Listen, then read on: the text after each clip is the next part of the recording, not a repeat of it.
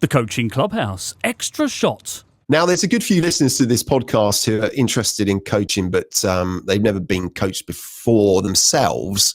And when I was doing a bit of research just before this podcast, Katie, I looked on your LinkedIn and I saw that pinned there is 5 things you wish everybody knew about coaching. Can you count us through the 5? What is it that everybody should know? Yeah. So what I think people should know is that I think one of the things is that I'm not the expert, so the person in front of me is. I think a lot of the time there's an expectation or maybe an assumption that people are going to come to coaching and you're going to have all this great advice and be this guru, and it's just not the case. Like, I think that, you know, my thinker, my coachee in front of me, they have everything they need within them. They just might not have the questions to get to the answers, or they just are not in a space where they can access those. So I think offering a space where people can think differently and kind of deeply, and aren't be asked questions that maybe they aren't asked anywhere else, allows them to get to that stuff. So that's one thing. I think the second thing is change. Most of the change happens outside of the session. So whilst it would be great if after an hour or two you're like, yep, leave the session, done, happy days, it's all the stuff that you do outside of that that really makes the difference. So going away, reflecting, experimenting with things that we've been talking about, you're going back into the real world, back into like systems. So really, reflecting and experimenting with what you're learning about yourself, how you can do things differently.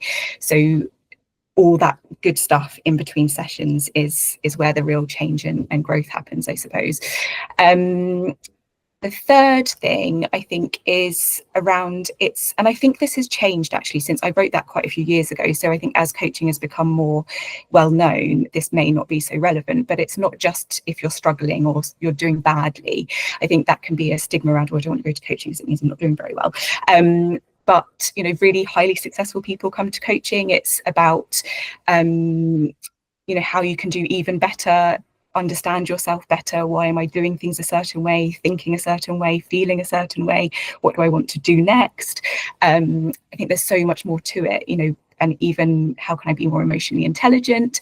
And I think there's also this, we think of it around work stuff. So what's going on at work, and we are like whole human beings with a whole life going on outside of work. So that also comes into coaching sessions, and that's totally okay as well. And then the fourth thing I think is it can be creative. So I think we don't have to think of it as like this, let's intensely look at each other and have a deep conversation. I think we can go out for a walk, we can draw, write, use objects. There are so many other things we can do, and we can have a sense of humour with it as well. We don't have to be very, straight and proper. And then the fifth thing is around, I think it's time for you.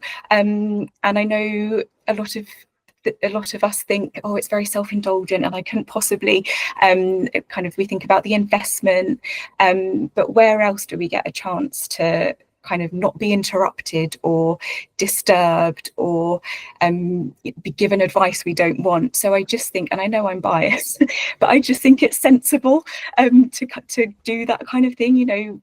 How can we be more, think about ourselves more, be more self-aware, think about why we're doing things a certain way. So it's really time for you to bring whatever you want and understand yourself a bit more. Visit the Coaching Clubhouse next time for more conversation about coaching, and listen to other episodes in the series wherever you get your podcasts. Discover more on the website at adrianlast.co.uk.